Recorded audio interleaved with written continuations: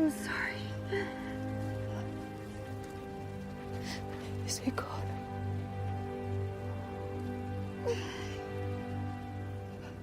He's gone.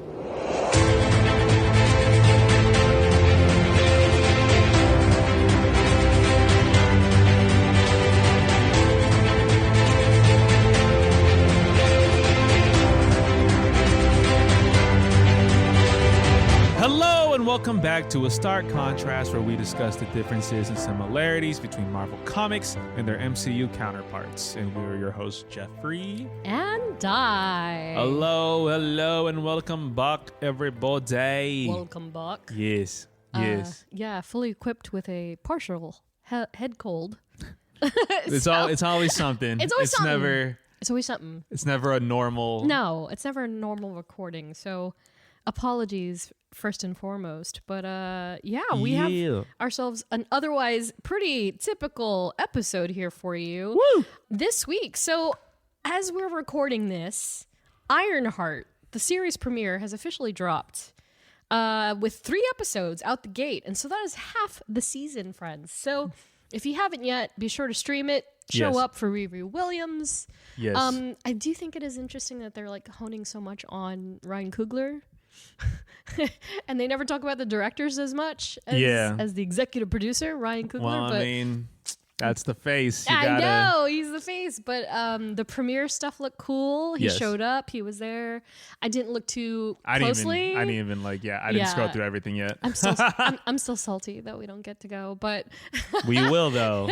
At some point, we will. Press at marvel.com. I'm going to email you. Speak it into existence. Yeah, so, but the pics looked amazing. The cast looked amazing. I hear there are a lot of surprises already. Can't wait to see how it all ties in. Super excited. Again, check it out. 3 episodes, and then three more episodes to go. So they're releasing 1 per week, I guess. I don't know if we realize that yet, but this series should be one episode per week for the next 3 weeks thereafter, and then it's gonna wrap up just in time for Fantastic Four. Which has a new trailer. Of course, we're recording before the trailer drops, so we won't be talking about that just yet. Yeah. Geoffrey is pressuring me to watch it. Yes, I will. When it comes out, as of recording, it comes out tomorrow morning, probably. He's going to vet it for me before I watch it. Yeah. I'll be like, you can watch it, or, you should watch it. I know. I'm like, is there going to be Galactus stuff? Because I don't want to see the Galactus stuff. I want to keep it secret. I will bet we hear a sliver of the Galactus voice. You really think so? Oh man, just a little. It's not going to be a lot. It's going to be less than. It's going to be less than 7 words. God, if even that, I would expect maybe 5. Let's go 5. I would expect 1 word, or no words, and it's or just none. sounds, or just yeah. But I think we're going to hear how Galactus. I don't think the world ain't ready for that shit. I don't think they'll fully show him. No, there's no way. Because I really feel like they want to reveal that. He's the money shot of that entire movie. Yeah. Yeah. And so I think we will hear an inkling of how he'll sound, though. Maybe. Oh, that'd be crazy. Possibly. That's exciting. I love that idea. And I think we'll see tidbits of all 4 of them using their powers. Because in that small teaser that they showed today, teasing the trailer tomorrow, you see Johnny do the 4. Oh yeah. Oh, I saw that screenshot too. See, so that's the thing. Yeah. I don't even have to watch it because people are they're pulling the money shots, and then they're posting the money shots, and I'm like, well, and they've already teased twice where Johnny asked, "What time is it?" Oh, really? Yeah. All right. Okay. So, super exciting. I know. It's almost Fantastic Four season. But before that, one last notation for Thunderbolts is it's finally coming out, and it's actually dropping the same week as Fantastic Four is in theaters. So digital? It will be available for digital, for Blu-ray, DVD, home to own, rent, and all the good stuff. I will acquire every copy of course version there is, because that's who I am. Of course. In this equation. But aside that, as far as news is concerned, Spider-Man 4 Big drop. Oh man, lots of talk about this one. So Jon Bernthal's Punisher is officially joining in on the fun for Spider-Man Brand New Day. And boy, oh boy, are the rumors just like people are taking it and running. I know. Taking it and running. I mean, because it's true, because is it Sony's going to bend and be like rated R Spider-Man, or is it going to be a PG-13 Punisher? It's going to be the latter. There's no way. There's no way, right? Yeah. They can't forfeit that. Because with a PG-13 movie, I think you are allowed one F word, maybe. One, wow. Yes, I think you're allowed one. Well, because like Guardians was PG-13, right? And it was allowed you just one. Said the door. Yeah. Yeah. So yes, you are allowed one. Okay. And obviously you are not allowed to show much blood and gore. Oh, okay. Yeah. That's what I figured. I so figured they would... maybe it's just, Jon Bernthal calling, Spider-Man, like, hey, come on, Webb. What? You got that on lock. But yeah, I figured as much too. Like, I'm like, okay, because he's gonna kill people. There's no way. I mean, you can kill people. You can't see they're gonna cut away. They're gonna cut away. Yes. They're not gonna show the blood. Yeah. I think they can still do it. I mean, because the Punisher series even wasn't rated. Yeah. But it still wasn't as bad as Born Again. Yeah. Which was hard R. Yeah. So I think Jon Bernthal wouldn't not agree to do it if he didn't believe, we all know that he loves the Punisher character so much. Like, he's not going to do it just to do it. Yeah. No, so obviously there was an intriguing story point. Very curious. And also, they're also just coming off of filming Odyssey together. Right. So yeah. Well, there's a lot of iconic moments between Punisher and Spider-Man in the comics. Mm-hmm. So, of course, that also fueled the flames of like, is he sense going after Spidey? Like, there's all these potential street level stuff. Oh, yeah. So, which exciting. Then, now that you mention it, they did mention that, there's a rumor that they're exploring this new idea of a new series that's based solely on street level. And I was like, whoa, take my money. Yeah. Because I want that. Yeah. Like, hard. And like, they don't need, and it's kind of like we were saying in the last episode, not everybody needs a movie. They can make smaller series, or at least have everybody in a lot of places that mean something. Then, yes, I agree. Waiting 7 years for a movie. I think we're gonna get Team Red. Literally, if it's only 3 seconds, I'm good. Like, I mean, it'll be fire. I'm good. Like, I'm good. Punisher's gonna say like, I know a guy. I know. So good. I know a lawyer. Good lawyer. I mean, he's already had him as a lawyer, but I'm waiting for that part. Yeah. And then just throw in a little. No, it's gonna be good. It's gonna be fun. Quick cameo. I think people are forgetting that Destin Daniel Cretton is directing this. I know. Yeah, I need to be reminded personally, and I'm like, yeah, that's right. And it's yeah. Once they start confirming who's actually going to be in it, not loving the Hulk theory. Not really into that, but. We'll see what happens. Know. We'll never know. We won't know until it's out. And that's all that matters. So, all that said. Yeah. Let's dive into this week's episode. Character study. But first, reminder, we are not experts and we don't claim to be. We're just a couple of nerds nerding out. Yeah. And in this episode, we're nerding out over Taskmaster. Yeah. Let me tell you, Jeff. All these freaking books that I read. I was like, I can't get the voice out of my head that is like the most pizza sauce slathered Brooklyn accent. Ah, really? Because he's so like, he's such a mercenary. That is like, and the way that he talks is like, yeah, toots. It's got a lot of that. Like not Ben Grimm. Not Ben Grimm, but like really like taxi cabber. Yes. Pizza guy. I don't know. And I couldn't get out of my head. But anyway, I digress. Related episodes to this one. Black Widow, episode 5, 31, Yelena Belova, and 107, Thunderbolts. And so Taskmaster himself, he was created by David Michelinie and the great George Perez. First appearance was The Avengers number 195, cover dated May 1980, in an issue titled Assault on a Mind Cage. So here's the cover. It is very dense. Wow. There's a lot going on. There's a lot going on. And so there is the big deal is that this is the Wasp that is being held captive. This is Yellow Jacket. The Wasp? Mm-hmm. This is Yellow Jacket. Uh-huh. Hank Pym. Sure. Yellow Jacket. Okay. Yeah. And then Scott Lang. Yep. Ant-Man. And so they're obviously up against some adversaries. There's ants everywhere. Yeah. It's a party. And so notable attributes of this issue. So although it's noted as Taskmaster's first appearance, it's for some reason considered a cameo because he's only in it for the last panel. Okay. But he does say his name. Usually a cameo is like if they're in it and then never reveal who they are. But he straight up says, a Taskmaster. But it's still a cameo. And so fans of this character should definitely purchase this issue as well as Avengers 196, which is this cover.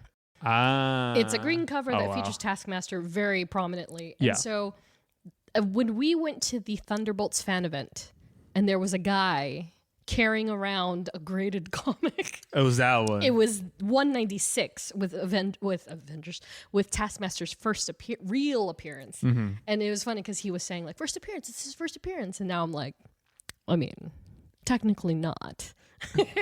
But it's a good one. It's still a good one. Yeah. And so, I would definitely advocate that fans of this character should own both. So back to 195, which is what we're basing our CGC off of. Yes. Guess the price. Cover price. God, what was the year again? 1980. Ooh. Are they doing quarters out here? No, you gotta go. I gotta go higher, huh? Go higher. Inflation really goes up every 2 years. No, like for real. Holy mac. Like it's a great way to learn. A buck? No. Not quite. No, 90s were definitely a dollar for sure. Yeah. I'm gonna go the denominations of 25 and go 75. No. 85. Nope. 60. No. 50. Nope.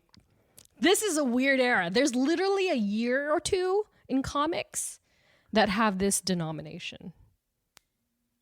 What is it? 72? 40. Oh, just 40. Straight up 40. Like, I swear to you. 4 dimes, man? Yeah. You gotta find 4 dimes? 4 dimes, man. Two quarters is so much easier to get. I know. But you get change back. Makes you feel big. That means you gotta get a quarter, a dime, and a nickel. Oh my God. You know how hard that is? Apparently, they're discontinuing the penny. Did you know that? There you go. Yeah, right? So 40 cents. You could get this issue for 40 cents back in the day. Same with 196. So they've come a long way since, of course, with the highest CGC 9.8 on Shortbox going for $220. And so just to give you an idea of how 196 compares, that issue goes for $700. Whoa. So it's essentially 2.5, almost 3 times as much as this issue. So cameo, not as much. Full-fledged, a lot more. While over on eBay, CGC 9.8 Signature Series, signed by Stan Lee, George Perez, and others, is currently listed at $1,800. That's crazy. Pretty good though. I mean, 9.8. You can't really beat that. And then as far as the low end of the tier, CGC 7.0, still pretty damn good on Shortbox for $30, and 5.5 on eBay for $33. So pretty affordable if you like this character. Again, the 196 issues are a little more, but still in the same vein and pretty easy on the wallet.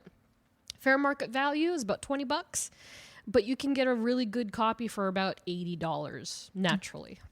Not too shabby. Yeah, that's not bad. Not too shabby for the Taskmaster. That's what he sounds like in my brain. And so, as far as your first exposure to the character, I'm pretty sure it's Black Widow. No. Perchance something else. The Insomniac Spider-Man. Yeah. Oh, The we should have. I didn't write that down, but we could have talked about him too. But yeah, yeah, you're right. the Taskmaster challenges. Yeah, those are cool. And I remember when I first playing through it, and you would piss me off because obviously he does. His whole thing is I know every single one of your moves. I know how to counter everything. Yeah, what did he sound like? Maybe was he Bronxy? It was a little bit like robotic, but like it wasn't like how you were saying off mic. Yeah. Off rec, it was like a New York, Brooklyn like accent. Yeah. It was very firm, astute. Yeah. Oh, interesting. Yeah. Like a mercenary, like but organized. Jason Statham. Yeah. Not British. Yeah. But I know every move. Yeah. I can mimic anything that you do. Yeah. That kind of thing. About right. Yeah. Yeah, and then there was one fight as you get later. It was pissing me off. I was like, bro, can you just die? I don't know. I think as you do more challenges and he gets more difficult. Yeah. I was just like, God. I was just like, literally at one point when I was like, get off, like, get off this building, die. That's funny. Yeah. Oh, that's true. So when was that? That was 2018. God, was that 2018? Oh my God, I hope I'm right. Oh my gosh. Yeah, I think you're right. I'm going to look it up, but yes, continue. You're right, 2018. Yes! Wow. God, that feels like forever ago. Holy moly. I know, right? Oh, I was in Studio City back then. Holy smokes. Yeah, I mean, that's when it came out for the PS4, and then I think they remastered for the PS5. Yeah, dude. If I'm not mistaken. I still bought it. Yeah. Oh, wow. Yeah, 2018. Man, so yeah, that was before Black Widow, because Black Widow came out 2021. 2021. Wow. I know. Oof. Crazy. Yeah, I don't know. He's one I don't think I can pinpoint. Where your first? Do not know. Maybe trading cards. Other than that, unless he was in, I must have read him in the comics somewhere. Probably. Because I wasn't big on Avengers when I was a kid, so it had to have been Deadpool or Spider-Man. Okay. Yeah, wild. And so, as for his bio, I pulled out our mini book, and this one's it's pretty. You'll find the accuracy pretty pinpointed. So, Tony Masters used his unique photographic reflexes and ability to copy the fighting styles of any opponent to become the villain known as Taskmaster. Masters matches moves with the Avengers, trains henchmen, and will even join evil organizations like AIM and Hydra as a double agent depending on the day. He's a mercenary. Yeah. To a T. Pretty much to a T. He's your textbook version of one. And you just can't pinpoint him. Yeah.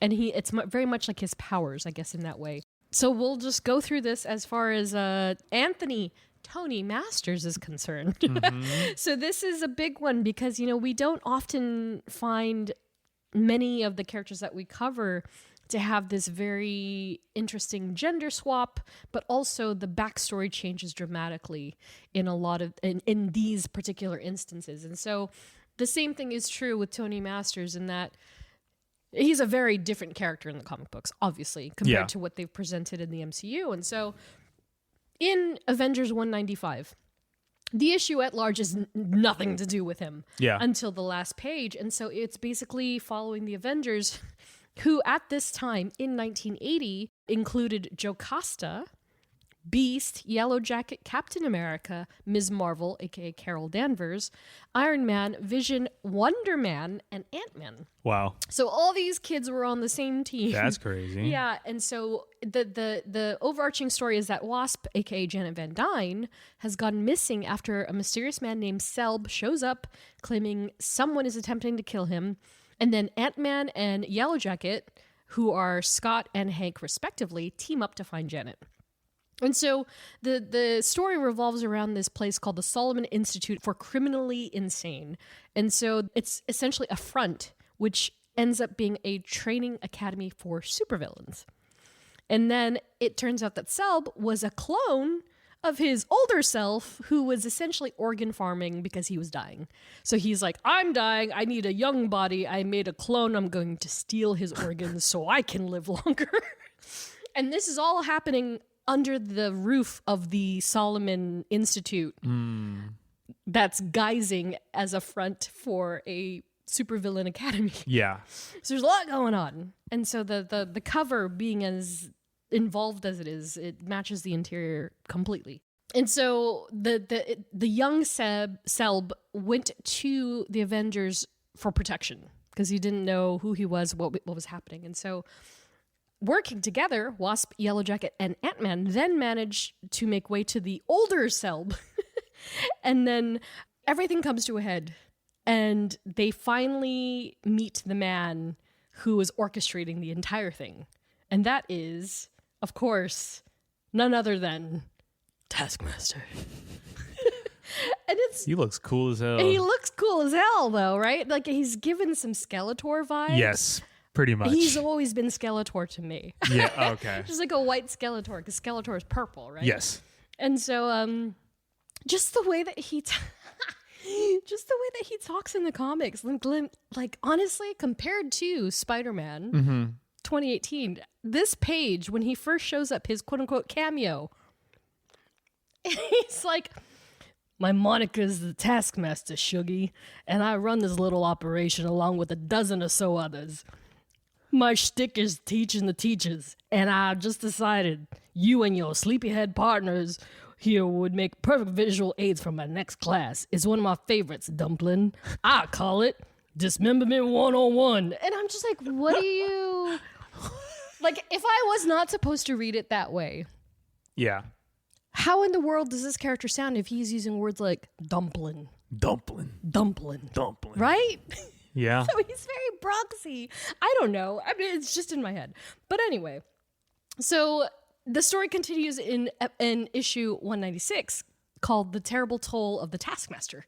They loved alliteration back in the day. And so Taskmaster came through in all his glory, quickly displaying his prowess. So he showed his shield throwing capabilities, his billy club technique, his gymnastics, and more.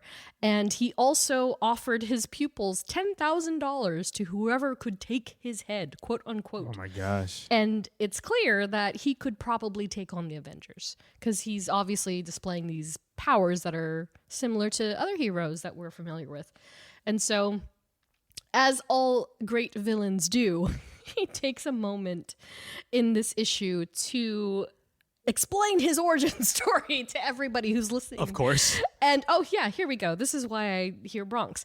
So I forgot I wrote this, but he grew up in the Bronx, which would explain the accent. Like, I don't know if he's supposed to sound that grifty and like gritty, but it's still, I mean, this is exactly it. And so he used to enjoy cowboy shows as a child. And so he would replicate the same stunts and the handiwork he'd see on those shows and then realize quickly, like, oh, anything that I see, I can do. And he caught on. So he's born with this innate talent to replicate. And he could duplicate any action, quote unquote. And so he would take that knowledge, and he took the knowledge with him through his life, through high school, did it on the football team. He'd watch teams on TV, and he'd take it to the field. And it's funny because here's the page, where he's telling everybody about it. And it's very, very funny because you never see his face. You only see the back of his head at every instance. Okay. And he is just... in twisting menace! I was going to say! And so, while he did consider using his skills for good, it was the cash reward that pulled him over to the villainous side and the reward for Spider-Man! The menace! And so while he trained to ensure that he could take on the best of them, he had a backup plan that if he created these academies for crooks like him, it could help him with passive income. Sure. So he was Of like, course. he's like, oh, how can I make some easy bucks here? It's always about it's always the money. It's always the money. Yeah. And so he's like, oh, this is pretty sweet. What if I just, Dude, the New York accent is crazy. Oh, I love New York. Oh, man. Because it's interesting because in one of his solo titles, he distinctly says, like, he explains why. Like, it's more than just, I want to make a lot of villain academies. It's more than that. It's quite literally, he's like, I learn so fast, it takes me longer to teach them. So why don't I just teach somebody else who can teach them, and then I make all the money? It's basically what he's doing. Sure. It's a pyramid scheme for villains. And so... That's so funny. Yeah, it's so funny. And so, all of that stuff that happened with Selb, and who ended up, having the clone, and his name was Solomon, and it all happened under Taskmaster's, again, his academy. Yeah. So once he found out about the abuse of power that was happening right under his nose, he decided to... He challenges Solomon, like, oh, okay, well, you clearly have no problem using my money and my resources. How about you and I fight? And Solomon, again, he's an old man, 70-year-old maybe, and he's so threatened by the idea of having to fight the Taskmaster that he straight up has a heart attack and dies. Whoa. Yeah, he just dies, just right on the spot, just dies. Could not take it. And so... It isn't until just over halfway through the issue that the Avengers finally assembled. It's so funny in retrospect because quite literally all the action that happens is Yellow Jacket, Ant-Man, and Wasp, and the rest of the Avengers are just standing on the lawn. Standing on the lawn. Oh my gosh. And Beast has like a thermos and he's giving people hot chocolate and like coffee. They're just waiting. Literally just sitting there. And I'm like, all of this is happening, and they're just literally sitting there. And so they don't assemble till halfway through the issue, and then they take Taskmaster on, and despite giving them a good fight, he still second guesses himself for some reason. He's like, actually, I don't think I can take this whole team on. I'm gonna go. And he just leaves? He bails. That's so funny. That sounds like him. Yeah, I know, right? And it turns into like one of his things is that he can't be caught. Therefore, he can't lose. Right? So it turns into a thing for him. He's like, oh, well, you didn't beat me because I left. Yeah. It's kind of funny in that way. And so, it turns into one of his things. And so before we move on, I just wanted to note that, you don't see his face. Even despite this kind of like a reveal in 196, you never see his face until Daredevil number 293 that published in 1991, more than a decade later. Wow, that's crazy. Yeah, so they never showed his face. And and they finally show it. They finally reveal his face behind the mask, and it's quite honestly one of the funniest issues. Just because he's such a slapsticky, he's dangerous as hell. Let's be honest. He is. Yes, for sure. But he's so sloppy at the same time. And so like Daredevil was trying to figure out how do I best this guy? If he can do everything I do, yes. What do I do? So Daredevil had this genius idea of, well, I can hear a car coming from 12 blocks away. Yeah. If I time it right, I'm going to flip into the street. He's going to follow me, but I'm going to flip away.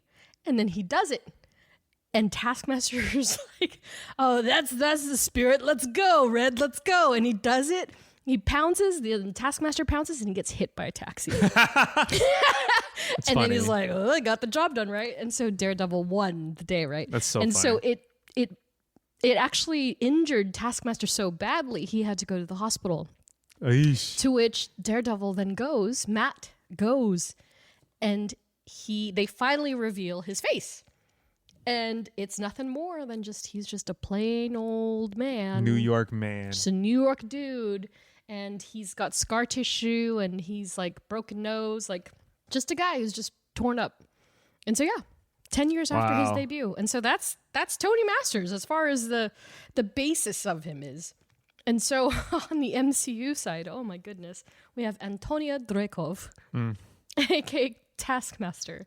So I have to ask, before we go into this, knowing Taskmaster as you did from Sony Spider-Man, how did that then affect your reception of like, oh, there's this Black Widow version? I think obviously it was probably like jarring, obviously a little bit, just to be like, oh, okay, like that's not how but I'm also like how Taskmaster was utilized. Because we didn't know based on the trailers that it was a girl, right? It was just Taskmaster. They just kind of presented it was just a male. Yes, I mean, it makes, I mean, the context behind it, like being Dreykov's like, you know, daughter makes sense for the story, obviously. Sure. So I wasn't like, I don't know how I was supposed to. Right. Because I guess for me, because I didn't know the origin. Yeah.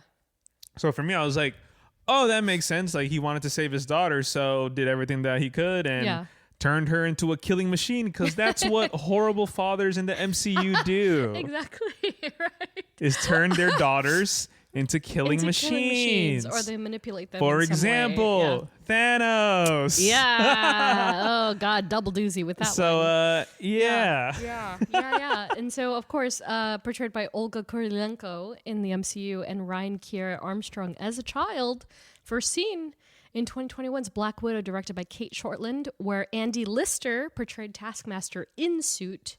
And of course, last seen in 2025's Thunderbolts, aka The New Avengers, directed by Jake Schreier, with credit to stunt double Aurelia Agel. So, yeah, it is interesting how they took an enemy of sorts and then just kind of hollowed him out and then put in a completely new identity, because she's just a General Dreykov's daughter caught in the crosshairs of the infamous Budapest operation, and then she was near total casualty at the hands of Black Widow and Hawkeye, which is interesting if you think about it, because that must have been in early 2000s. It feels like it. Yeah. Yes. It should. Yes. Yeah, because timing on the Avengers. I mean, yeah. And then like Jeff said, Dreykov kept his daughter alive with the help of modern day technology and scientific advancements, complete with a chip implanted in her system that allowed for photographic reflexes. I thought that was interesting as well, because having the reason. That be the reason that she's able to do these things. And so they showed the brainwashing, the method that they would keep her in front of a TV and she would just watch footage similar to Tony Masters in the comics, really. And then, of course, all things came to a head when the widows of the Red Room are going rogue. And then we were introduced to Yelena. And then it ended up being the red dust that cancels out the Red Room subjugation. I can't even say subjugation because I hear it in her verse, the way that she would say it. And then, of course, how the sisters were reunited with Taskmaster, like just embedded in the fray the entire way.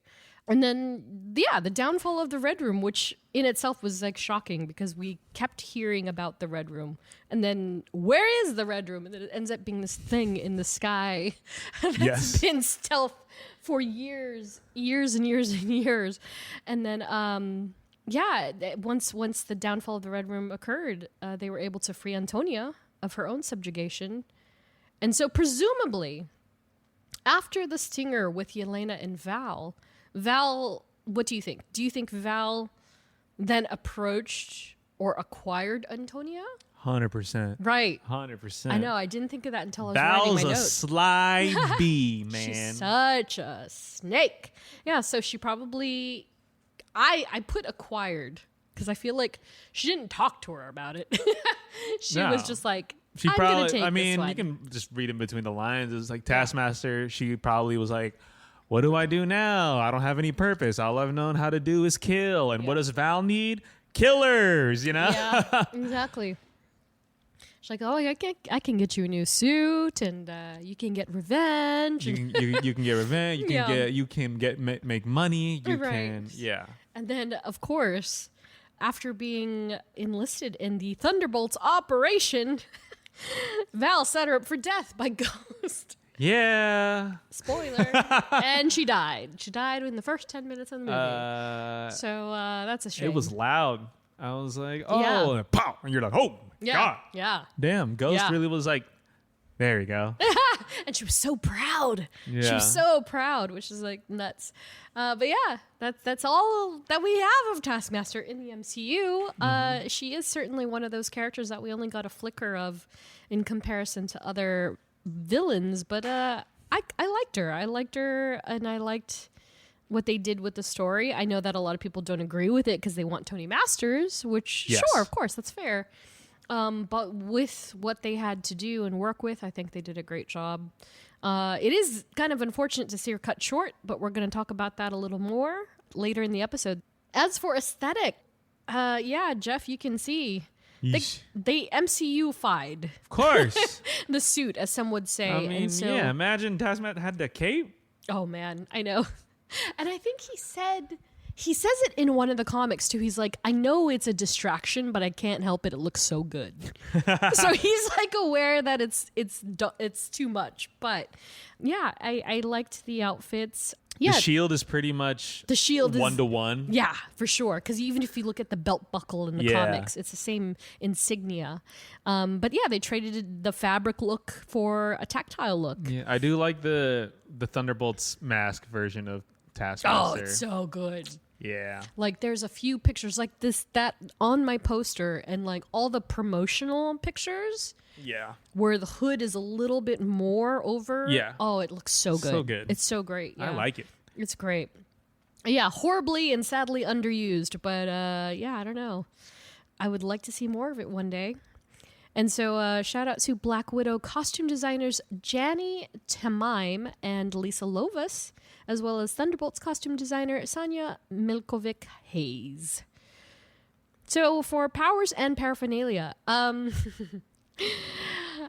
it's exactly all that you imagine. It artificially enhanced physiology, which bestowed upon him photographic reflexes, allowing for physical movement prediction, kinesthetic recognition, meaning he can analyze biometrics in his enemies, plus superhuman speed.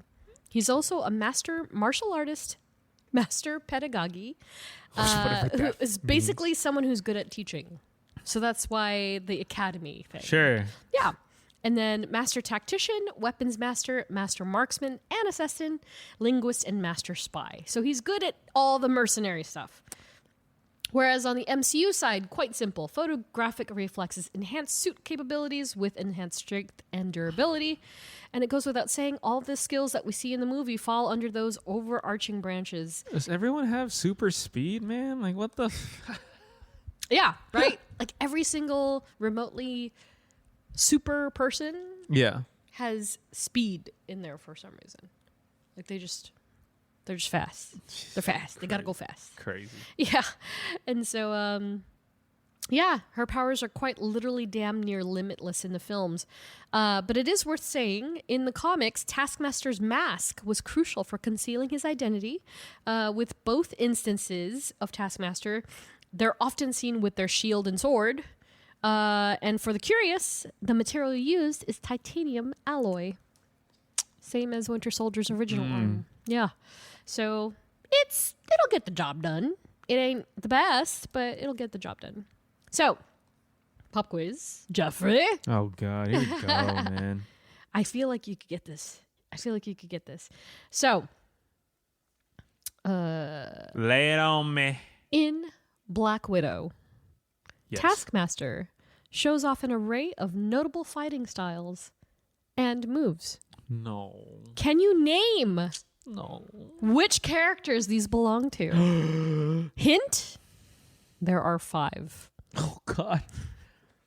Which move? You said moves?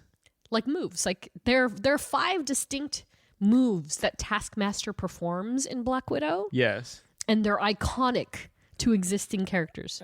Can Which you characters? name the 5? Yeah. The 5 characters. Can you name the 5 and the moves? Oh, come on. The moves? I don't know. I don't know the names of the on. moves. You named Tony Stark's marks. You named how many possibilities? That was luck. And I set the precedent for I don't know myself. if that was in luck, It buddy. was luck. It was pure luck. I set a precedent for myself. No.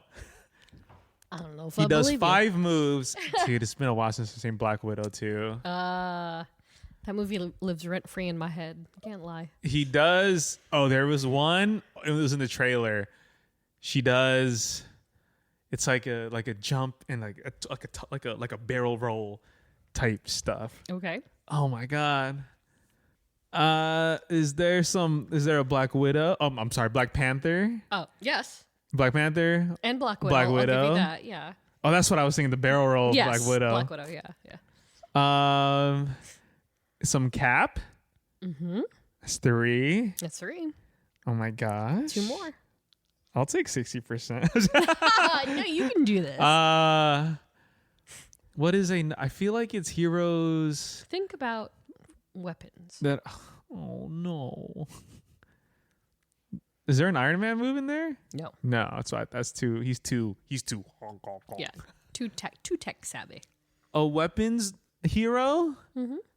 Oh my god! Why am I blanking out so hard? A weapons hero. Hold on.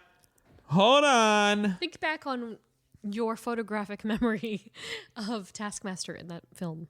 Oh my gosh. That'll help a lot. Because one of them was keyframe. Oh my god. Mm-hmm. Is there a Thor Nope. type deal in there? No super. Oh, gods or anything. Is there some young Clint Barton Yes. in there? Yes. Okay, what's the last one? Who's the 5th hero? I gave this pop quiz to a friend to see if they could do it. She got them all except this one. Ooh, that's interesting. Yeah. Okay, I'm gonna do what I did in the intro. Some like ways of deduction. Okay. Is this hero? It's obviously not. Is it in a? I've already said like more than half of them. Is it an original 6? No. Okay. And it's subtle, Uh, but not too subtle. Like if you see it, you're like, oh. You're like, oh, okay. Yeah. Is it a person that has like a weapon, like they have their own like a Thor with a hammer or a No. I mean, it's a technicality. It's a technicality. Yeah. Buck? Yeah. It's Buck. Buck? It's that swipe, drop the knife, and then twist the knife. Yeah. The iconic fight with Steve. Flip. Yeah. Yes. Yeah. So, recap. Captain America with the shield. Black Widow, obviously, for many reasons. Hawkeye with the bow and arrow. She watched footage of him fighting Black Panther shown in Civil War, if you look on the screens. Mm-hmm. Black Panther's claw-based fighting styles. Yes. Even does the Wakanda Forever. And then Winter Soldier's knife-wielding skills. All right. Well done, Jeff. Nice. I'll take it. I'll take it. 60%. So, family, friends, and affiliations. While there isn't much by the way of family for Taskmaster in the comics, he does have a pretty prominent member by way of Jean Foucault, aka Finesse. And so in the comics, before I get too far into this, their relation is strictly speculation. And Jean was actually raised by parents who did not include Taskmaster. So the speculation, however, comes from the fact that Jean is very capable of replicating skills like Taskmaster, which sparked the initial connection. So it ended up that her parents were criminal pupils of Tasky. So they went to one of his academies. And so there are more juicy bits right for the taking under the surface there somewhere. And he even says, this is the issue, Avengers Academy number 9 with Christos Gage and Mike McCone. So they're fighting on the cover, and he even says in the issue, she straight up says, "Are you my father? Are you my biological father?" And he very, very candidly is just like, I don't know. I had a lot of girls. A lot of things happened. Sure. Could. Maybe. I don't know. Yeah. And then he just leaves. And then he walks out of the room. He's like, leaves. see ya, kid. He's like, maybe. See you later. And then he leaves. I was like, what is this? He's so funny. For somebody who looks so demented and scary and foreboding and just downright like formidable, he just pieces out. He posts and ghosts constantly. And so that we don't have a proper MCU counterpart for Jean, but she was recently introduced in 2025's Your Friendly Neighborhood Spider-Man, where she was voiced by Anjali Kunapennini. So she's one of the students that Osborn has at the Oscorp, and yeah, she takes on Vanessa. I think in the last episode, she has the suit or something. I don't remember, but I was just like, oh yeah, this is the Taskmaster kid. So we might learn more and might actually see Taskmaster come through in the Spider-Man series. And then next on the list, I have Dreykov. Kind reminder, there is no Dreykov in the comics. He is an original character created solely for the MCU. Nice. And he likely wouldn't have had any crossover with Taskmaster to begin with. So there's that. Whereas General Dreykov, portrayed by Ray Winstone in the MCU, first and last seen in 2021's Black Widow. Do you remember when he was first mentioned? Dreykov? Yeah. Like the name? Mm-hmm. Oh, gosh. I know. I didn't want to make it a pop quiz, but I was like, I don't know if I'd remember. Yeah, because when I was doing the write-up, I was like, oh, wow. They say his name like before Black Widow? Yeah, they planted that seed well Dreykov. In advance. I'm assuming was it with Black Widow? Did Black Widow bring it up? Or? I believe so, yeah. Oh my God, no. I don't remember. Avengers. When does Nat say it? It's something about the files. The first Avengers? Yeah. Whoa. Yeah. Nope. No. Would not have, nope. Incredible. And especially because he's an original character. Yes. That's incredible to me. Yeah. Oh, yes. Yeah. And so Dreykov was a high-ranking officer in the Soviet armed forces and the overseer for the Red Room and the creator of the Red Guardian. And so as far as the relationship to Taskmaster is concerned, we talked about that and we walked that walk. And yeah, he's eventually killed by Yelena via the aircraft disruption. Yes. And although we never see the body... He's got to be dead, right? Like, I hope so. He's got to be dead. That would suck. There's no way. Yeah, he's got to be dead. But yeah, as far as we understand, Dreykov loved his daughter more than anything, which is his justification of torturing and manipulating her body the way he did in her mind and basically keeping her as a functional vegetable for all these years. Jesus. Yeah. But yeah, we won't be seeing that guy anytime soon. And then next on the list, the Thunderbolts. So as we mentioned in our John Walker episode, Thunderbolts as a whole are no different than the Avengers. Different members weave in and out at various times, though the Thunderbolts themselves have switched sides depending who's at the helm. Mm-hmm. And so while Taskmaster himself had little to no crossover with the live action characters on screen on the team. So if we were to take Bucky, Ghost, I was gonna say Black Widow, Yelena, John, and Taskmaster and put them on a comic book team, they never had that crossover. They've never interacted. No, they've never interacted in that specific combination. And so Taskmaster himself, he has been intertwined with the various versions of the Thunderbolts, even serving on the team a couple of times. And so his most recent run included being part of Kingpin's Thunderbolts that consisted of Crossbones, Typhoid Mary, Shocker, Whiplash, Rhino, and Kraven. Wow. So it's like a hard remix of Sinister Six. Yes. Just not calling them Sinister Six. And as for any of the Thunderbolts adapted into live action, again, we previously mentioned they just don't have the same crossover. But he did interact with John Walker at one point, and he trained Walker in the early issues of Captain America. So if you want to learn more about that, take a listen at our episode 109 for more on Taskmaster and John Walker. And then as for on-screen, we went through this in episode 107 with our review of the Thunderbolts film. Go ahead and listen to it with our special guest, Stephen Ray Morris. But man, if Taskmaster survived the vault, how do you think that would have changed the movie?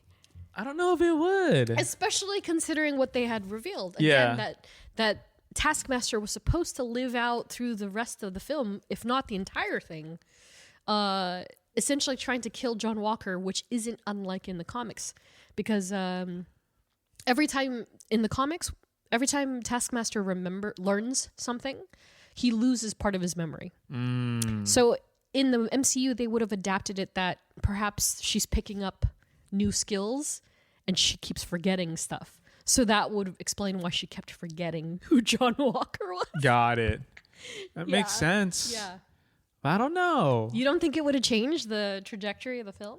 I don't know about the trajectory. Maybe some dynamics. Sure. But the trajectory, because I think at the end of the day, she would have. I mean, I think that's just how stories go. They all come together to, and maybe we see a void version of her. Oh, that would have been crazy. Would have been kind of crazy. Yeah. Wow. But I don't think it would have made a huge difference in terms of trajectory. But the dynamics would probably just be a bit different. Probably if there was something going between Tasky and John, then maybe we would have gotten a little bit of that. But Do you think she still would have died? If there was one to choose to die, it would have been her. Yeah, I think it would have been her, or would have been Ghost. I would have been so sad if Ghost died. Yeah. I think it's because I also love Hannah. Yeah, but yeah, I agree. No, I agree. I think I would like to have seen her more. Because I like the suit a lot. I think the suit is so slick. Yes. I would have liked to see more. And just like the dynamic of she can pick up. And she can pick up anything, right? Yeah. But yeah, trying to implant her into those scenarios, into the limo scene, into all that stuff, it would have made for a really interesting dynamic. Yes. Because, again, who we're dealing with, right? Yeah. Once you throw her into the ring with Winter Soldier, you're like, oh, God. And then you have Bob on top of that. Yeah. But imagine her against Bob. I was thinking that too. I was like, what can she mimic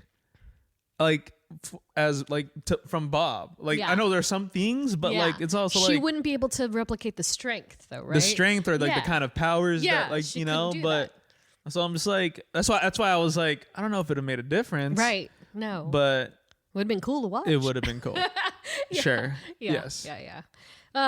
Tasky. Yeah. So, love interests, believe it or not, Taskmaster does have one love interest. Love that. You know who didn't? Well, John Walker did. But it was... I was going to say, I'm like, Damn. oh, wait, no, I found one. Yeah, that's right. But yeah, it's interesting, how there's only, you almost expect there to be this long lineage of love interests. And then there's only one, if any at all. And so Taskmaster is one of those people who has one in the comics by the name of Mercedes Merced. Wow. There's a name. That's a lot of creativity Scott right Summers. there. Yeah, exactly. Oh man, it's that alliteration coming back. So while Mercedes stands as one of the main love interests for Tony, their story is far from simple. And so Mercedes was introduced in the pages of Taskmaster's second solo title in 2010. And so around 2000s, I don't know if this was part of their implementation of, hey, we're going to bring this character into the MCU. Let's try to make them relevant again. But this is where they started to introduce more origin story. And so they started to kind of not rewrite the canon, but add more to it, because all we had was that he watched TV as a kid. And so they started making more of his origin story. And so Mercedes was a fellow S.H.I.E.L.D. agent. So they both entered S.H.I.E.L.D. at one point. And so with his skill set. So this is presumably the time before he decided, you know what, I'm going to do it for the bucks. And so this is an addition. Yeah. Because originally he had his powers naturally, right? He was just born like a mutant. Mercedes knew Taskmaster just before he took a Nazi-created version of the super soldier serum that wasn't Hydra. Yeah. And it was noted as the pneumonic primer serum. And so, much like Captain America and the Winter Soldier, the serum had its effect on Taskmaster and not only enhanced his existing photographic reflex abilities, but granted him additional powers in the process. So, it's like what we said with the Doctor and how he said, good is great and bad is worse. Yes. Same thing. His photographic stuff got amazing, but then he was granted powers that he probably shouldn't have had. And it all came with a cost. Taskmaster suffered memory loss. And so, again, every time he'd pick something up, something went out the window.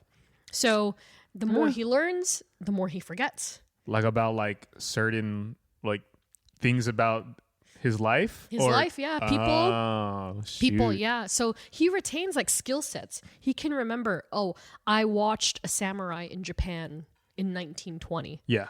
Doesn't remember who the samurai was. So it's it compartmentalizes the things he learns. Got it. Yeah, and it is kind of psychological, where it just throws out the waste. Yeah. And retains what he needs. So yeah, he would lose a memory. And so their relationship goes a little further than all of that as well. And so Mercedes, there's this arc where there is this unit referred to as the Org that is Taskmaster's handler. And so they're giving him projects, they're giving him missions, and they were conducting which jobs he should take on and whatnot. And then it ended up being that Mercedes was the Org. So she was the one operating him from behind the scenes, and then she would take the information she gained and then give it back to S.H.I.E.L.D. Wow. Yeah, dude, who can you trust anymore? No one, apparently. Yeah, exactly. So while Mercedes only has a handful of appearances, she literally only has 4 appearances in the comics. Damn. Literally short-lived. She's only in that series. She has essentially disappeared into canon. They're still married. So she could come back at any time and be like, What's up? What's up? How you doing? Remember funny. me? And he'd probably be like, who? That's funny. Because he's forgotten who she is. That's crazy. Yeah, so yeah. And then, of course, as for the MCU, there is no Mercedes Merced. At least not yet. So we're not talking about her. Doubt it. So, notable adversaries. Like many villains, Taskmaster has a fair share of adversaries in the comics, ranging from Ant-Man, Scott Lang's version, Captain America, Deadpool, Black Widow, and Spider-Man. And, he seems to bear a particular dislike for Spider-Man and Deadpool. Mm-hmm. Simply because they're so spontaneous and erratic, he can't replicate their fighting style. Wow. So that's what kind of makes him extra special in the Spider-Man game. Is you really don't like Webhead because he's so good at what he does that it kind of pisses you off. Yeah. So same goes for Deadpool. And so, despite any of this, Taskmaster is very much a superhero's villain jack of trades. And so, needless to say, we won't get the satisfaction of seeing Taskmaster go toe-to-toe against any of those characters in the MCU. Yeah. Because that is not the same character. And Taskmaster in the MCU, the Widows were basically it for her. And Red Guardian was it for her as far as adversaries. So, there's not that much to talk about in this section, just based off of that and the fact that, he's a mercenary. He's going to mess with everybody. But as for MCU to comic book comparisons, we do have Yelena Belova, White Widow. And so there is no deep connection one way or another in the comics. It is solely MCU based. And of course, Yelena Belova, White Widow, portrayed by my beloved Florence Pugh, first seen in 2021's Black Widow, last seen in 2025's Thunderbolts. So, I found that their relationship isn't nearly as deeply portrayed as Natasha in Taskmaster's is. Yeah. And she's just kind of caught in the crosshairs, aside the fact that the sisters are related. Mm-hmm. But I appreciated that one line that Yelena said to Ghost in the whole can you have some respect, please? and then the line which we said in our Thunderbolts episode is that she was someone who killed and then she got killed. She had a hard life. Yeah. And I was like, boom. Says everything. Says everything you need to know about that character and their dynamic. Because it didn't go far. And then, and then on the other side of the spectrum, Natasha Romanoff, Black Widow. So, looking back on it, we did not go deep into Taskmaster and Natasha at all. I'm not sure that we actually talked about it. It was number 5 of the podcast. There's 105 episodes Crazy. ago. Yeah, it was really early on, so I don't think we talked about their dynamic at much at all. But same as Yelena, in the comics, these two have clashed over the years in some capacity, but nothing super in depth. And so the MCU really capitalized on creating something new with familiar characters, especially with Natasha and Taskmaster. But I will say, Nat has a lot more crossover with Taskmaster than Yelena probably does. She probably has maybe like a couple, but Nat, I believe it. yeah, he's all up in the Avengers business. Of course. And then he disappears. Then he disappears. It's like, I'm out. Then of course, That's literally what now I think that's what he does in the game. right? Yeah. He's like, oh, you defeat. He's like, he gets beat. Yeah. He's like, oh. Like, all right, damn. It's so great. It's so trademarked. Oh God, he's so funny. Unintentionally funny. Like, I think that they nailed it with that. And so, of course, Natasha Romanoff, Black Widow, portrayed by Scarlett Johansson, first seen in 2010's Iron Man 2, directed by Jon Favreau, last seen in 2021's Black Widow. Definitely one of my favorite long leads in the MCU, because the payback, again, mentioning Dreykov in the Avengers, taking it all the way nearly 10 years later into Black Widow, and then even threading it into Thunderbolts. Crazy long lead, and it actually worked. They didn't fall short. They delivered Budapest, and you got to see the actual it was like what happened. Deal. Yeah. Love that. Like, hated seeing it, but I thought it was sensational. And then and to see the event in Black Widow and see how that directly affected Taskmaster, and how it became not necessarily like a revenge plot by any means, like not directly, because it wasn't Antonia's decision. It was her dad's decision. Yeah. So she didn't have a choice. Yeah. So it's kind of wild how that pans out, and they still save her. They still manage to save her and murder her father. Shoot her dad out of the sky. But yeah, there was redemption, which I really liked, and especially for Natasha's last hurrah, and her underlying sacrifice for the greater good. Love that. And yeah, I hope they don't bring her back. I agree with Scarlett Johansson.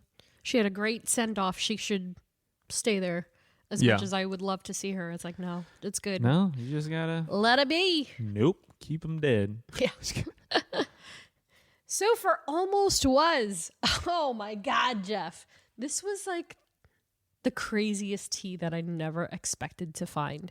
So if you can't believe it, O.T. Fagbele originally auditioned for the role of Taskmaster. Interesting. In the Black Widow movie before being cast as Rick Mason. Yes. And so I was like, what?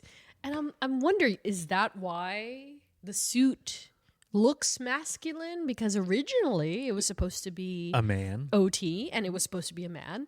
And he even revealed to the direct that the Taskmaster character he auditioned for was a male version with an African accent, described as a maniacal-like character. So I'm just so curious what the first versions of that. I mean, it came out in 2021, right? Because it was one of the first movies to come out post-pandemic. Yep. So it's like, and this is at a time now we can say of where Marvel was not operating how they probably wanted. Yeah, no way. And Disney was like, yo, you gotta do this. Yeah. And then they were probably like, switch this up. Maybe. Yeah. Maybe. Yeah, so crazy. Could be. Yeah, I'm very curious what happened there. But that's so interesting to me. Yeah. Yeah. I'm curious because there's no way he would not have been Anthony Masters in some way. Yeah. Coulda, woulda, shoulda. But we got Antonia, and now she's gone too. So that brings me to my next question. For the future of the character in the MCU. So Antonia is gone. But do you think there's room to see a proper Taskmaster in the form of Tony Masters? I mean, I think yes. Yeah. Probably 100%. Yeah. But do we see it since, they've already crossed that bridge of the Taskmaster monocle? Yeah. And it's like, if you think about it, do you really need Maybe in the form of like street level cameo, maybe. Yeah. But I just don't think it needs to go any deeper than that. I know. But I feel like somebody at the Disney table would be like, "That's confusing." yeah, And they, based on that only, they wouldn't do it. yeah. So I don't know. I don't think so. If you ask me to bet on it, I'd be like, no. There's no more Taskmaster monocle that's going to pop up and be of use. Interesting, yeah. So I feel like there is still room for a Tony Masters of some sort, where they put him, and if they would even give him a name, I don't know. That's where I'm kind of. But then again, look, there's a new Spider-Man. I don't know if it's a trilogy that's that's going to happen. A new Spider-Man trilogy. We just know it's just this movie. Yeah. I mean, I brought this up. We brought this up multiple times. Of like, I think Tom does one more Spider-Man trilogy, and I think He done. And then I think he's done, and then I think Spider-Man's done. Yeah. Because I'm just like, there's how many stories can you bat? Like They're gonna have to bring somebody else in, like another character. Focus. You know yes, what I mean? Whether it be like Miles, Cindy. Gwen. I know. I'm like, I'm already tired. So I think yes, if there is one more Spider-Man Tom trilogy happening right now, post Brand New Day, sure, you can definitely bring in Taskmaster. Yeah. As a side character quest type I could thing. see him as that. Yeah. But no. In Act 1. Sure. Very street level. Bada bing, get a zinger in. Good. Yeah. Like on the news, right? It's like, what would they even say? Like, super villain copycat Tony Masters was just arrested and Yes. and that's it. Yeah. It could be as simple as that. Yeah. I don't know. We'll see. But I'm not going to completely outrule him yet. I think that there's still some room for something, even if it's not Taskmaster. Yeah. So, suggested reading. This was tough because I read a lot. But a lot of it does derive from the Avengers, especially 195 and 196. Get the full breadth of Taskmaster's entry into the Marvel Universe. Once again, helmed by David Michelini, George Perez, and team. Taskmaster solo titles. So I specifically read 1 and 2, but there is a volume 3 that dropped in 2020. But the first volume, I was pleasantly surprised to read because it was presented by Studio Udon, who was the comic book team behind the original Capcom comics. So they did Street Fighter and Darkstalkers and all that stuff. Ah. And so I used to be friends with the guy. He used to be like the CEO or chief of something, maybe publisher chief. Okay. And he wrote the first Taskmaster solo title. His name was Kensui Chung. And so one of my favorite memories of him is that he put me in Street Fighter issue 4 or something as cosplaying. Okay. As Chun-Li. And the caption was like Ryu, Ken, and Chun-Li. Yeah. Because his name is Ken. Bada Nice. bing, bada boom. But yeah, I wonder what he's doing now. But he wrote a really funny Taskmaster. It's a great story. And it showcases a lot about the character in a modern setting. Avengers Initiative, specifically issues 9 and 10 from Dan Slott, Christoph Gage, Stefano Caselli, and team. And then last but not least, the Siege arc from the great Brian Michael Bendis, Olivia Coipel, one of my favorites, and team. And so it's basically Osborn versus the Avengers and the Asgardians. That's crazy. Very interesting. And Taskmaster, as you can imagine, flip sides throughout the entire arc, because that's what he does, and then he ghosts. Bye. And so with all that said, that is the end of the show. Thank you for listening. So for our next episode, we're gonna round up our Thunderbolts roster with the one and only Ghost. Yeah. And so we still technically have Valentina, but something tells me we might be able to talk about her a little later at some point. I agree. I don't think she's done. She is devious. She's devious. She's going to pop up somewhere. And so, yeah, till then, join us in a couple of weeks. We'll chat all things Ghost. And finally, a thank you to all of our Patreon supporters and a special We Are Groot salute to Tyler, Laura, Jenny, Andrew, Nats, Ed, Chris, Joe, Liz, Andrea, Sherry, Edgar, Katie, Melanie, Ashley, Robin, and Ariel. Follow us on social, STRKCNTRST. And if you like what you hear, review, rate, and subscribe. Once again, thanks for listening. We will catch y'all in the next one. See you later. Bye. Bye. I'd rather be Jonah Jameson's foot masseur than work for anyone who'd hire you. Your loss. They pay 6 figures. Guess some people just deserve to be poor.